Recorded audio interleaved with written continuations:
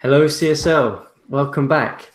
It's been a couple of months off now, as the regular season winds to a grinding halt, and the main action begins really now. The actual playoffs for the CSL. I'm Coach Fury, and today I'm joined by two general managers, both one from East, one from West. So to talk about all the playoff action. First of all, we should introduce our new rookie for today, Willie Jacks. How are you doing, Orlando General Manager? Doing great. Thank you for having me. Still enjoying the wonderful rejuvenation of youth down there in the southern state with Drummond and Wiggins joining you for next season? Actually, I am looking forward to the next season as well.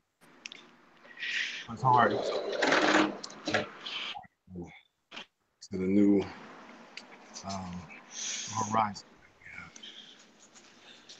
New account. Yeah. Okay, cool, great to have you here. And then we're joined by, I think this may be your second or third episode, Tim, LA Lakers General Manager.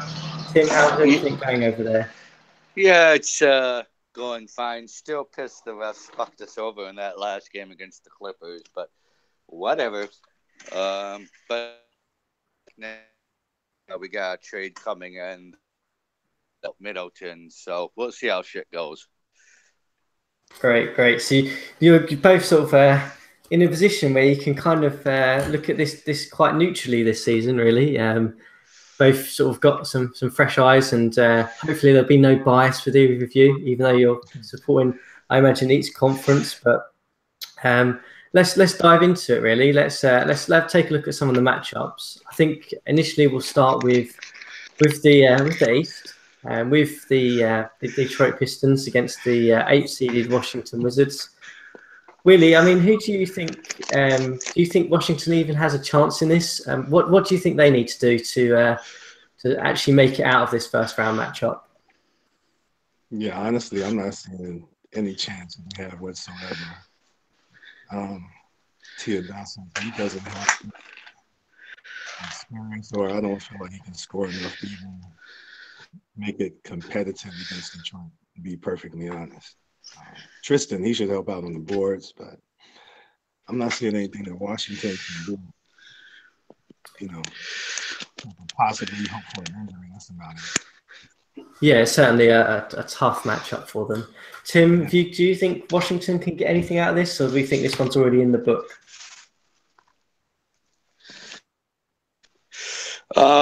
You guys are kind of breaking up like a Hollywood couple, so could you run that by me again? My connection is real ass right now. Yeah, sure. So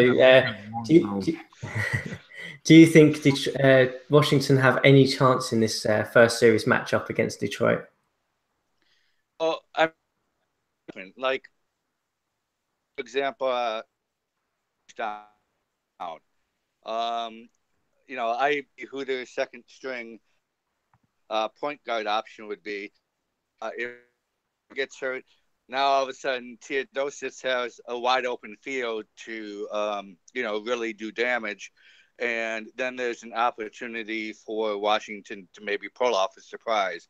If Detroit stays healthy, yeah, then I don't really see it. Then I think it'll be a cakewalk, but so you never know, too. Well, I'm looking at the box scores. One of the last games that they played, Washington actually won 104-97. But they also had Kevon Looney, which Biz is very high on. And he played really well, actually, 13-6. And it was in Washington. I still don't see them being able to beat them, though, regardless of what this box score says or their prior matchups. So, I mean, I think we're kind of sounds like we're all in quite agreement to kick off this playoff first round review. But do either of you see? I mean, how many games do you think? I'm guessing you both feel Detroit are going to walk away from this one into the second round. But I mean, do you think it's a sweep, or is it? Do you reckon Washington can nick one or two, Tim? I think, from my perspective, I think it's going to be 4-0 sweep. Washington may win one at home. I doubt it, but yeah, I think it's a sweep. It should be. Okay, Washington in 4. Tim, do you think anything else? Or? Personally, I think given the I think given that DDS gives to the home team, I think Washington will sneak one game. It'll be one of those games where it's by 2 points, and I still think it's going to end up 4-1 Detroit myself. Yeah. Okay, sounds like we're all in unanimous agreement there. I'm sorry, Gary, you've been on the podcast, videocast a few times, but it looks like you're not getting much love from the guys here today. So we'll move on to the next matchup. The 4th and 5th seed playing each other. The Miami Heat, who've had a bit of a revolution this year in terms of obviously picking up the likes of Simmons and Smith, and have really built their team back up in quite a quick period against the Boston Celtics, who are kind of probably where Miami were. If you think about it, a couple of seasons ago, a young team, lots of draft picks upcoming. Wiley, I mean, what do you think of this matchup? Is this probably the closest one for the East? And who do you see having the greatest difficulty in this one against each other? Personally, Boston should win. I don't think Miami is ready for them. I think Dennis has been sleeping, quote unquote, just laying in wait, waiting for the playoffs to start. They're both very good strategists, but Boston just has more, even though I don't really like too many of their players. But and experience-wise, too, I believe experience plays a factor in DDS also. And Simmons obviously being a rookie, and some of the other guys they have, I don't think they have much playoff experience. I think Boston should win this probably 4-2. Miami may get lucky and win 2 games.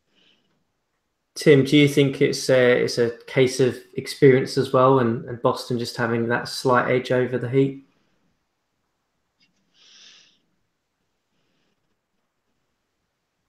Man, it sounds like he's asleep. Yeah, I mean, okay, I'll jump in. So, I mean, I think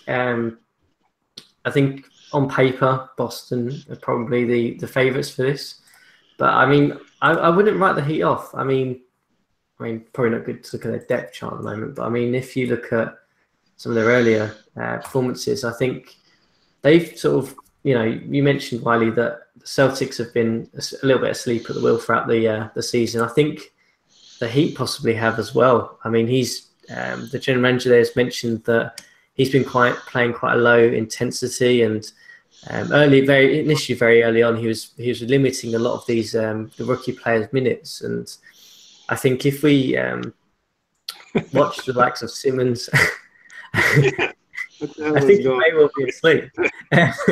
I think if we look at the likes of Simmons, and what is he gonna be able to do in LA if he's sleeping, man? Yeah, we'll see. Maybe he'll jump back in a minute.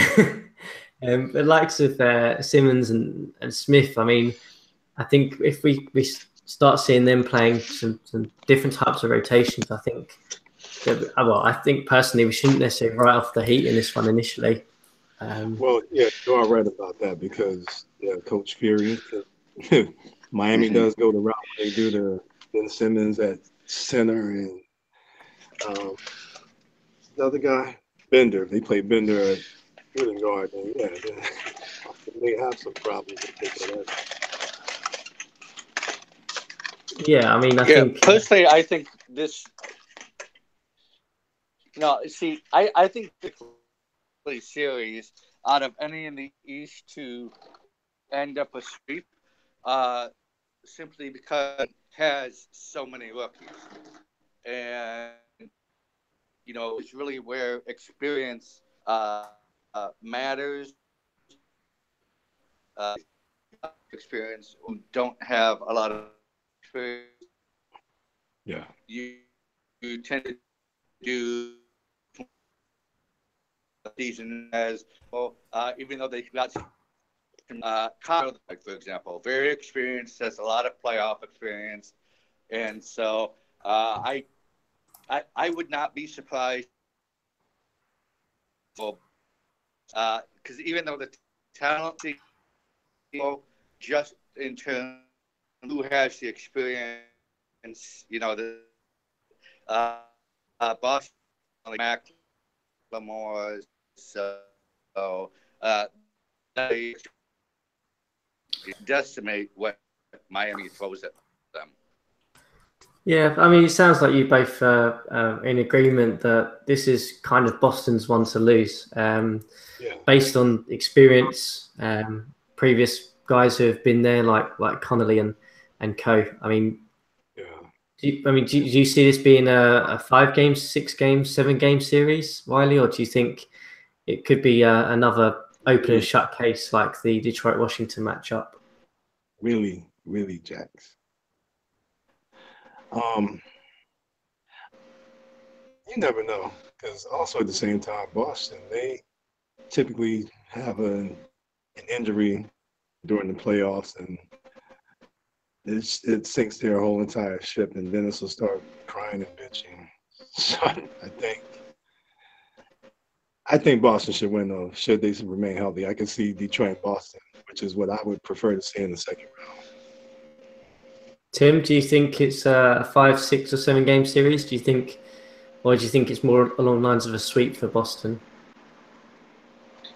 Well, like I said, for me, firstly, it's about the experience that Boston's players have versus Miami's players. Like I said, Conley and McLemore, that's a very experienced backcourt with quite a bit of playoff experience, and Miami doesn't really have anything other than. Did they still have Patrick Beverley? I can't remember. Or did they trade him? I believe they traded him. Believe he went unless he. Yeah, I know he's still there. He's still there. He was due to be traded, I think, and then didn't happen. So he's still there. So he could cause some problems for Connolly, I guess. Yeah. But then what sort of answer do they have to McLemore, who personally I think has always been one of the most underrated players in the league. To me, he's one of those guys who always outperforms his ratings, especially in terms of his defensive metrics.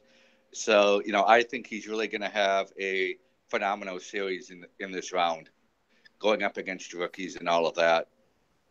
Yeah, he's always performed very well in the playoffs as well. Just looking down here, I mean, his shooting numbers may be a little bit off, but he tends to sort of let it off a little bit more in the playoffs. So that certainly could be a factor. So I think you're both sort of saying Boston in sort of 5 or 6. I not 6 in 6. Did you say or not 6?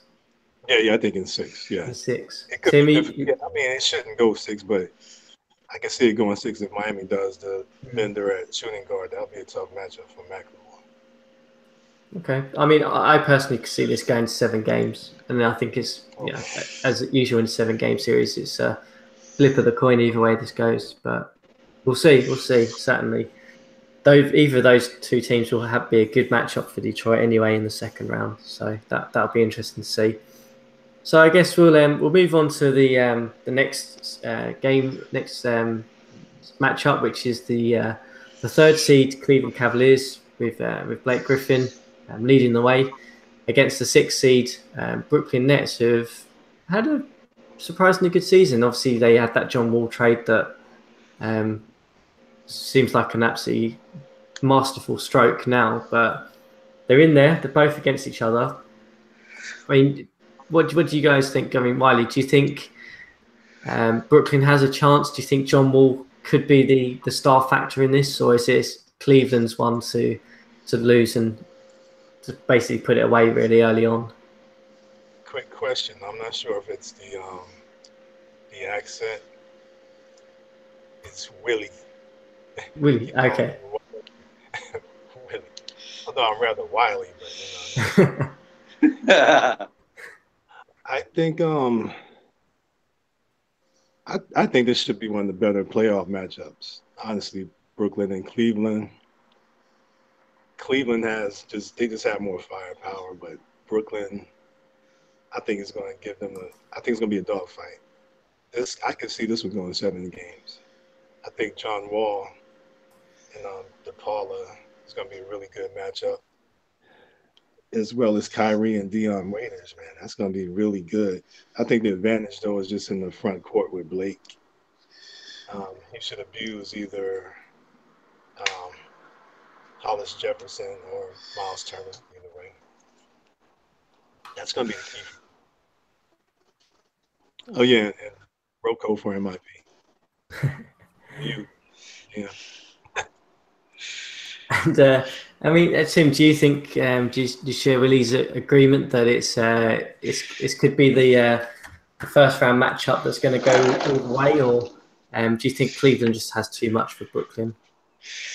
Can you pull up Brooklyn's roster real quick? Okay.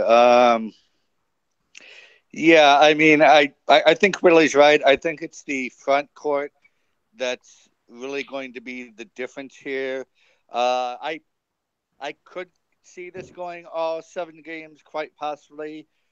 Brooklyn's one of those teams where we haven't really heard much about them throughout the year. I think we've just kind of heard, yeah, they're having a good season. Yeah, they have John Wall, but the media department is so quiet that we simply haven't heard much about them. So to some degree, they're sort of a mystery. Any sort of conjecture we have for how they'll do is just going to be speculation. But like I said, yeah, I do think it favors Cleveland.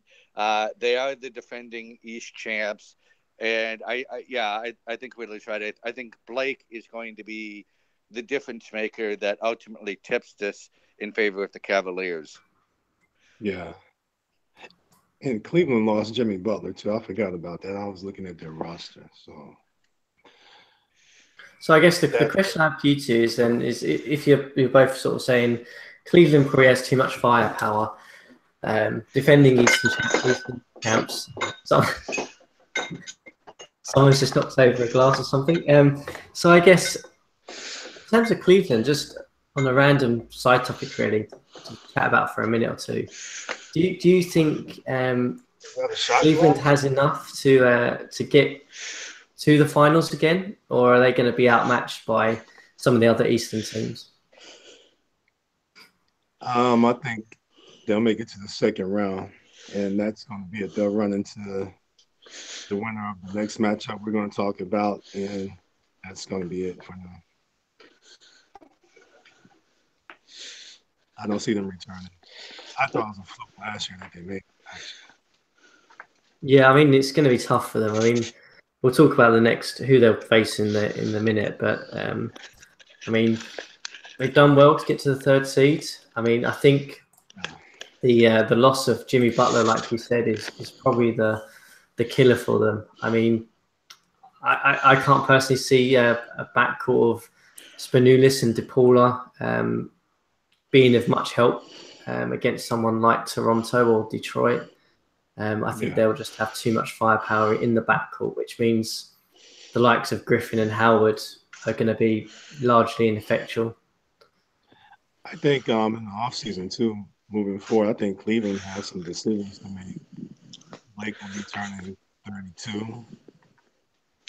Kyrie, he'll be 29. A lot of people think that once you hit 28, it's like a because you're an old guy. They realistically do have some decisions. I think this team is actually capped. They peaked. Yeah, it's going to be an interesting one, but sounds like we're all kind of in agreement that Cleveland are going to edge this one out in the first round anyway, and see what happens from there. So I guess the final Eastern first round matchup is the second seeded Toronto Raptors, rejuvenated. Really, I'm sure you have more than several things you want to say about them going into this against Indiana, who have made some questionable trades, in my opinion, but they managed to turn it around. They managed to get themselves out of what was looking like a lottery season into the playoffs. We'll come back to you really. Let's ask Tim first. Tim, I mean, Toronto-Indiana matchup. Do Indiana have the defense that can nullify Toronto? No, in fact, I'm surprised that Indiana has done as well as they have since their trades. I can't remember, but High Grade posted this about their win loss record since the trades, which kind of shocked me. I didn't see them doing that well, to be honest. So to me, this reminds me a lot of when the Spurs kind of went all in trading for Derrick Rose off his championship season, where everybody was kind of like, hey, you just kind of sacrifice your future for a first round playoff exit, and that's exactly what happened. I think we see the same thing happening in Indiana. I think trading Cat was an absolutely huge mistake. To me, it was along the lines of, yeah, let's trade our future for a first round exit. And I think Indiana tops off as a middling team now for the next however many years. Whereas if they'd kept Cad, if they'd kept some of their other guys, they would still have a bright future and their potential ceiling would be much higher than it is now. Okay. Yeah, I agree. And so really, I mean, looking at it from the Raptors side, I mean, what's your view? I mean, they've obviously taken Cousins and from yourself. Do you think Cousins is enough for Toronto? I mean, looking at possibly Indiana and beyond, do you think he has that star quality that they need? I believe so. I mean, he still does have something to prove in the playoffs. I think this will be his second or third year going to the playoffs. For me, this is going to be Indiana's been sneaky good since that trade. I agree with Tim. I didn't think they were going to be that good at all, honestly. And truthfully speaking, also, when they traded Cat to the Hawks, that was one of the reasons why I decided to trade George for Embiid and also make that drop. I think Cat is going to be really good player. I'm not sure how good he's going to be in the future. But I just wanted to get to match up with Biggs coming into back to the playoffs.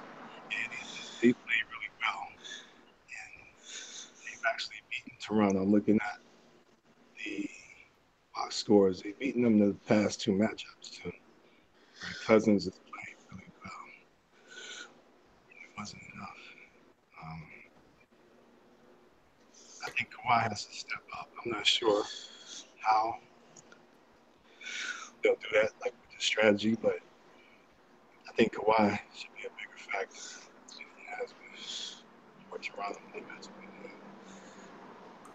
Yeah, I mean, I think for myself looking at this matchup, I mean, it kind of comes down to a couple of things. Can Kawhi step it up and Cousins do enough to sort of just put this one to bed early? I mean, Indiana have a lot of. I'm just looking now. Just initially, I mean, they have a lot of personnel that they can throw at some of these guys to make it difficult for them. I mean, we know Winslow has some shooting question marks, but we know he can defend. We know Oladipo can defend.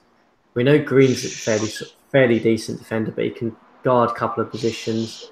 And then you've got likes of Tyler Stone, who's a bit of a garbage sort of guy. He likes to just grab the boards, and he can be that energy that they need. I mean, it kind of comes down to whether these guys can sort of have the right balance between sort of being aggressive on defense and causing problems against fouling out early and having to rely on some of the guys like Dominic Pointer to get your points and your minutes. And that's the question. I'm pulling for Cousins, since he was a former player. I wanted to send him to a team where he would have a very good chance of championship. That was also the goal. Toronto had the guy that I wanted in return. So yeah. Okay. I'll be for it. They're gonna be 4 tough wins, but 4-2. Yeah. So how many games do you guys see this one going in? I mean, you both sound like you're favouring Toronto, which is certainly understandable. How many games do you think it will be before Toronto moves on to the second round? Yeah, 6. It's going to be 4-2 Toronto. I think it's going to be 6 tough games. 4-2. Me personally, I think it's going to be 4-0. Remember, Low, yes, domino for almost 2 weeks. So, that's a lot of scoring firepower to lose. And I really don't see where they're going to replace his scoring production. I don't even know who starts at point guard now. Lowe is going to be out for at least this series. So, I think Toronto is just going to do a 4-0 squash and move on to the second round. Okay, cool. So 6-0, 4-0. Interesting views. I mean, I think Toronto, I think it could be 5 games, could be less, could be more, like you guys said. I think Toronto will come out of this fairly unscathed, I think. So that's kind of the Eastern first round as it goes. We'll come back and have a talk about title contenders in a little while, but we'll jump across now to the West. We'll start obviously with the first seed, the Sacramento Kings, the defending champions, against the, unlikely at the beginning of the season, Minnesota Timberwolves, led by probably MVP candidate, my MVP candidate anyway, Kevin Love. Tim, do you see this one? Do you see Minnesota getting anything out of this, or have Sacramento just got far too much depth and quality for the Timberwolves to even compete? Well, I'll be honest in saying that I was one of the few people that thought Minnesota would have a much better season than we did. Because going into the season, people were like, "Oh, Minnesota is going to be a bottom 5 team," all that. And I was like, no, I think it'll be a late lottery team. I didn't see them making the playoffs at first. I'll admit that. But to me, I saw them as late lottery more in the 10 to 14 pick range rather than top 5. So, I kind of feel validated by that. That's one of the reasons why I was willing to make the KD trade, because I knew the Timberwolves pick was going to be near top 5. Roxy is just an absolute master in whatever league he's in at maximizing the talent of his players. For him, he's going up against what is probably the overall most talented roster in the entire CSL. So I don't see them getting a game out of this at all. And Willie, do you kind of agree with that? Yeah, wholeheartedly. Can you hear me? Yeah. Yeah. I don't think it should be 4-0. It's really not 4-0 series. Yeah. Kevin Love. So, I mean, I guess the question here is, in terms of the matchup, it's probably more than likely over before it begins. But, I mean, do you think it's a bit strange that Roxy hasn't had more recognition on the forums about the performance that his team has given this year and how well they've done in terms of him possibly being in the running for Coach of the Year or General Manager of the Year? Roxy? Yeah. I'm not seeing Coach of the Year material. So nothing in terms of how he's kind of turned Kevin Love around and taken a team that some of the personnel on here probably wouldn't be in a playoff contender, but he's managed to turn it around into a winning record. Or is it just me? Am I just thinking that he's had a good season and you guys kind of expected this? I wasn't really an expectation for myself. I didn't think they would make the playoffs, but I'm not seeing Coach of the Year material from that performance. So he did a great job, though. I mean, personally, I think he will be in the running for Coach of the Year. In fact, I personally would call him an odds-on favorite because in terms of the trades and whatnot, there's nothing there that says, oh, he's GM of the year. I don't think anybody was going that far. As far as coach of the year and what he's been able to done with that um, minimal talent level, it's just been absolutely amazing. And one thing we have to keep in mind is for a long time, perception in the league about Kevin Love has been, yes, he scores, yes, he rebounds, he's not really efficient, and he doesn't really add wins. And I think that's something that DeMarcus Cousins will have to answer in the playoffs as well with Toronto. Cousins is another guy. Sorry, Willie, but the league perception has pretty much been, yes, he produces stats, but he doesn't add wins. So that's something that K Love, he's answered that question at his well into his career. I mean, he's 31 years old and is having a renaissance season, which almost never happens, like ever. So it will be interesting to see how he does. And has he been in the playoffs much, Caleb? I'm just curious. I can't remember if he has or not. He's had a couple of. He's played 11 playoff games his whole career. Wow. Okay. Not shot very well in any of them really, but the last time was obviously last year in. I believe it was last year or the year before when he was in New York. Well, personally, I'm just going to come out and say it. Here, I think Cleveland is humble right now, but this guy was not expected to do what he did with that Portland team. So that's what I'm going for. So a lot of other guys did pretty well coaching, but that's my opinion. Cool. So I guess we're kind of in agreement that Sacramento are going to sweep this one. We'll come back and talk about Sacramento, I have no doubt, towards the end of this when we talk about some of the contenders. But let's move on now to the next matchup, which is the Portland Trailblazers, 4th seed, up against the LA Clippers in the 5th seed. Probably, I mean, I'm going to be obviously very biased for this one, being the Portland general manager, but I think this is the toughest matchup in the West. I think that both teams have strengths and weaknesses that play off very well against each other.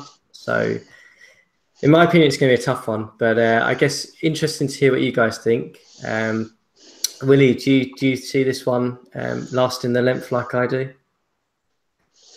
Not at all. I see it going. You guys will probably beat them 4-1, maybe 4-2.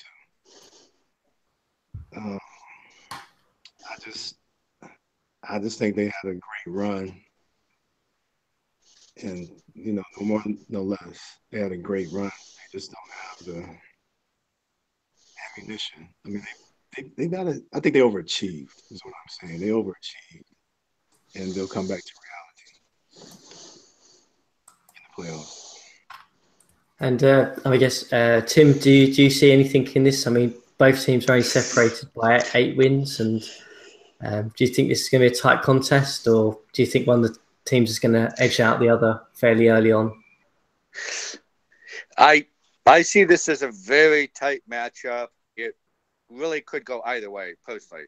Because remember, the Clippers, the second half of last season, they played some very excellent basketball. They've got a lot of very interesting, good talent there. And, they've got Monroe, who we had before. They've got Nerlens Noel, who we tried desperately to get one off season. And Noel, I think, is one of the more underrated players in the league, personally. So I think it's going to be a very tight matchup. They've got a lot of firepower. I personally see this going 7 games, and I think Portland does advance because of the home court advantage in Game 7. But yeah, for me, if the CSL was real life, this matchup, this series would be the one that I would be most interested in watching, simply because these two teams are so close to each other. I think Port. I mean, I'm sorry. I think the Clippers' best bet is to steal Game 1 if Marcus Smart doesn't play. He's still out for 2 more games, possibly. So he may miss Game 1. That would be their best bet to sneak that first game and get home court advantage. Yeah, I mean, I obviously not going to comment too much on this series, but I think it's going to be really interesting. I think it will come down to who has the better performance in out of Smart and Lillard.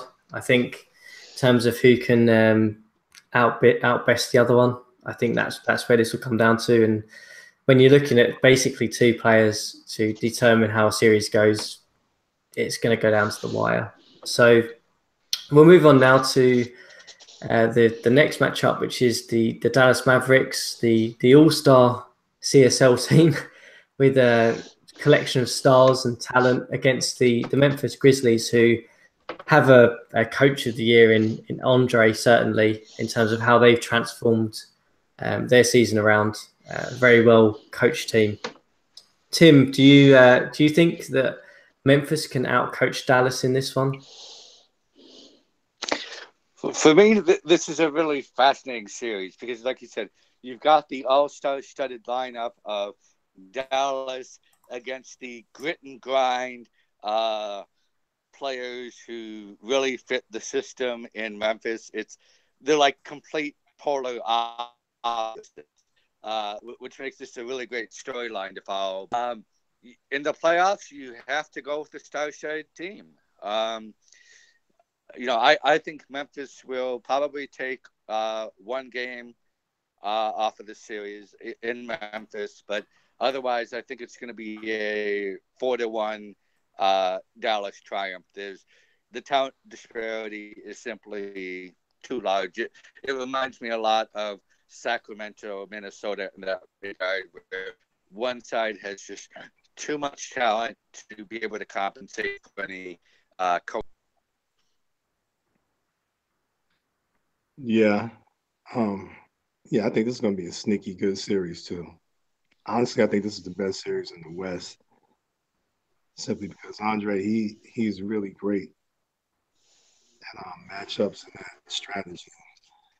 But I'm pulling for Dallas, obviously, because I sent Paul George there to hopefully win the title, and they just have too much. They have between PG and Steph Curry and LeBron and Derrick Rose. They should win handily, but man, Andre he's a beast. He's something else when it comes to strategy. Yeah, I mean, I think this is going to be an interesting one. Yeah. Not necessarily due to the roster makeup for each team, but just due to they're both general managers who, from my experience, have been in playoffs before, have had success and failures, and are really, really good strategists. So to see them go head to head against each other in the first round will be really interesting. And I can't wait to see what types of lineups they play against each other in terms of trying to negate each other's strengths. That would be fascinating.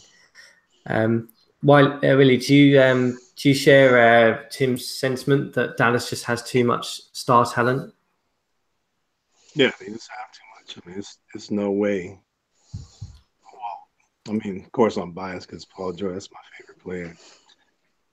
I think Paul George alone, sans Curry, LeBron, or Rose would be enough to get them past the Grizzlies just on talent. Especially when you look at the Grizzlies roster, they don't really have much talent. But again, Andre just knows how to play this game, and he knows how to strategize. But Dallas they just have too much, man. I think it's going to go 4-1. With that being said, but man, I wouldn't be surprised if Grizzlies stretch it out to 7 games somehow, man. That's how much I respect Andre on this game.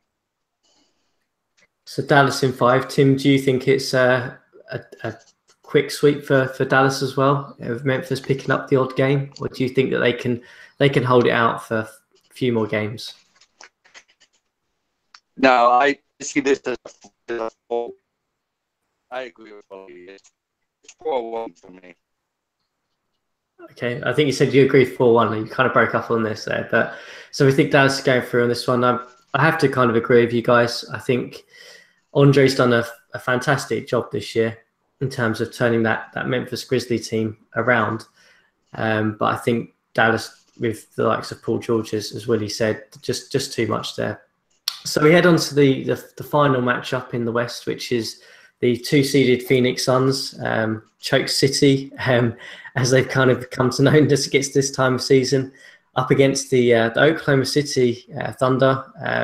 Andrew, who's probably, I think this is the first time he's been in the playoffs, so I'm right in making that statement. But coming in as a 7th seed on the back of a good run towards the end of the season. Tim, do Oklahoma City have anything that they can throw at Phoenix to make them think twice about this matchup? Hell no. If the Suns don't sweep 4-0, there's something wrong with the universe. I mean, Oklahoma City had a season that shocked the hell out of me. There's no way in hell I saw the playoff team, but this is as far as they get. There is zero chance they will ever beat the Suns, no matter who on Phoenix gets hurt. Yeah, I agree. I hate to say it for 8th time, but especially with Stanley Johnson Jr. being hurt, that's a done deal. They should get swept 4-0 very easily. So do you guys think that if Stanley Johnson Jr. would have been healthy, that this could have been a more interesting matchup, or is it still no chance in hell for Oklahoma City against Phoenix? 4-1. Phoenix. I agree. 4-1 if Stanley was healthy, but other than that, no. Yeah, that's a horrible matchup for OKC. I mean, they made it, but man.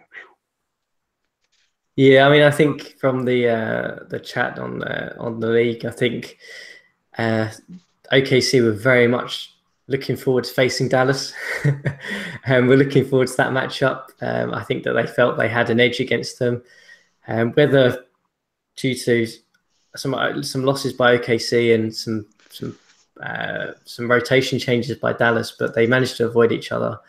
And in the end, they're up against the Phoenix Suns, who are one of the better teams in the CSL, certainly. So in terms of the playoffs itself, so if we've had a quick chat about the first round, I think I'll start with you, Willie. I mean, do you see any dark horses early on that you think could cause an upset or a couple of upsets in this playoff run? In the East or West or both? In any of them, East or West or both? I'm going to be honest, man. I think you have a really good shot at being Sacramento in the second round because Nurkic is hurt. I think Dallas can beat Phoenix. I wouldn't really call it an upset. I think Dallas can beat them. I think Portland, you actually have a chance to make it to the Western Conference Finals. I can see that happening. In the West, on the East side, not really. I mean, Indiana could possibly be a dark horse.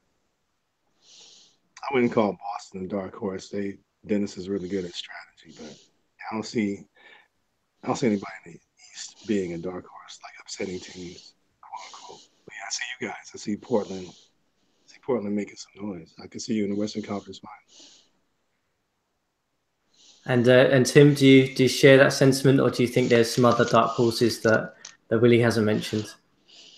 Well, for me personally, I think in both conferences, the top 3 seeds are kind of clearly above everyone else. Detroit and Cleveland, and in the West, we're looking at Sacramento, Phoenix, and Dallas. Personally, in the East, I don't see anybody that can beat Detroit. There's simply 2 ahead of everybody else, and I think Toronto and Cleveland have too many questions. And then when I think you start looking at the other teams in the East, then you start getting into some talent issues. So I think after the 1 year blip that we had last year with Cleveland getting to the finals, I think it's Detroit's to win again. In the West, I personally think it's Sacramento will have the road to the finals. I think the only person who can challenge Phoenix. I definitely see Sacramento Phoenix matchup, and maybe this is finally Doug's year, but unless there's injuries, I think we're going to see a Detroit Sacramento final, and then we'll have a discussion of, will Detroit win another title? Have they won a title? I can't remember. But it'll be two of the elite teams who have been consistently elite for years. Once again, playing to determine who ultimately wins. Although, despite all their success, I think that would be the first time that they've met in the finals. I don't think there's been a Detroit Sacramento finals yet, so that would be interesting to see from that standpoint. I think Dallas can make it. I mean, again, I'm biased, but I think Paul George, Steph Curry, I think they have the weaponry offensively to be a very difficult matchup for Phoenix in that second round. I think they can get past Phoenix. It's going to be very tough. It's going to be hella hard, but they can do it. It's in the East, though. Detroit and Toronto. That's going to be it's going to be tough, man. Toronto's never made it. This may be their breakthrough right here because of Boogie. But again, biased. Realistically, my want, I would love to see Toronto and Dallas in the finals. Realistically, it's probably going to be Detroit, Dallas, or Detroit.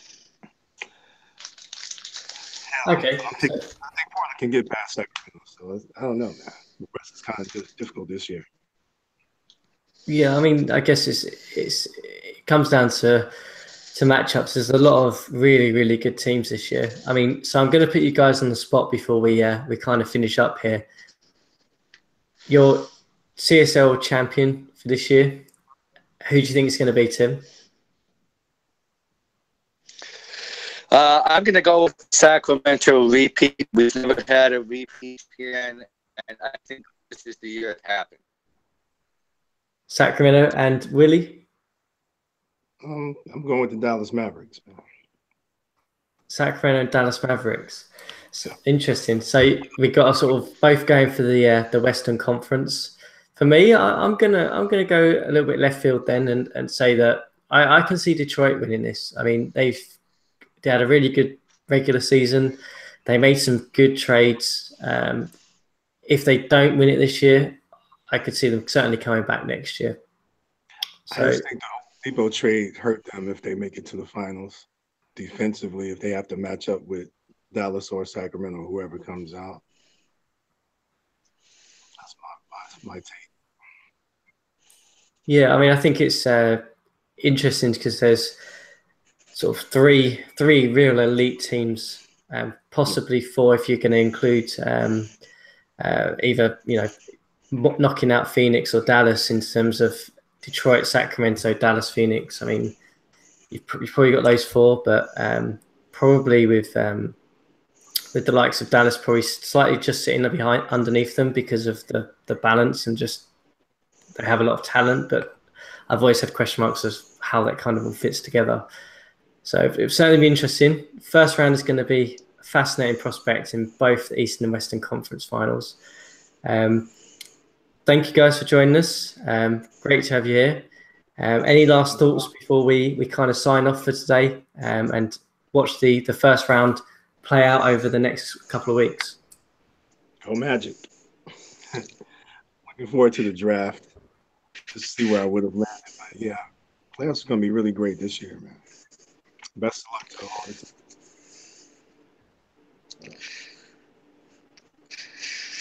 Yeah, personally, the lottery is probably really going to piss me off because Boston's probably going to jump with my pick, which will be irritating as fuck, considering we've gotten fucked in the lottery every damn year. Next year we would have success. Somebody else has a damn pick, but no, it should be fun. Really fun off season. I'm really looking forward to see how and how agency the off season. Quick question. Yeah, we'll see how it goes. Yeah. Quick question, Tim. Was that the top 29 or whatever protected pick that Boston now has? That's actually being conveyed. Yeah. Because that was originally that top 29 was traded to Sacramento in the Chandler Parsons trade. Because I thought Chandler would be the guy to get us over the hump, and it looked like we would be sort of a middle tier playoff team. Then it wound up getting conveyed. Then I made that really stupid Kevin Durant trade, which I never should have made. And that kind of because I didn't follow that up. Anyway, whatever. Yeah, so we'll see how the lottery goes. I am not going to trade Chris Middleton for my own pick back, simply because I don't know what next year's class looks like. And I think we've got some talent on the team that would make that trade not worthwhile. So, yeah. Robert Covington, though, greater than. Yeah. So we'll leave it there with a Robert Covington, Chris Middleton comparison of all things. So great to have you guys on. Look forward to the playoffs. I'm sure you both look forward to the off season.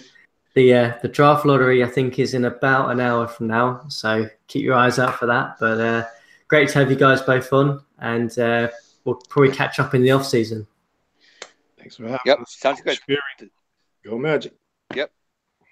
Thanks for having us. Bye. Lovely. Cheers.